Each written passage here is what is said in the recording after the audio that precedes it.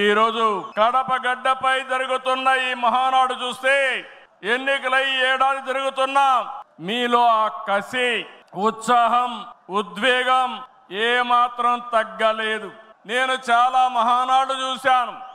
దగ్గర మనం చూస్తే 34 మహానాడులు మనం జరుపుకున్నాం. 2 మహానాడులు డిజిటల్ గా జరిగాయి. అయితే ఈసారి కడపలో, దేవుని గడపలో జరిగే మహానాడు ఒక చరిత్ర సృష్టించబోతుంది.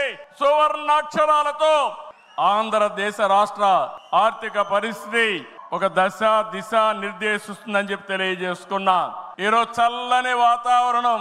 అన్ని మహానాడులంటే చాలా వేడివేడిగా ఉండేది, ఎండలు ఎక్కువ ఉండేటివి.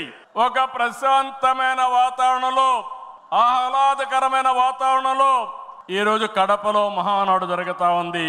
ఉమ్మడి కడప జిల్లాలో 10 స్థానాలకు గాను 7 స్థానాలు గెలిచాం. మన సత్తా చాటాం. ఈసారి ఇంకొంచెం కష్టపడితే 10కి 10 మనమే స్వీప్ చేస్తాం.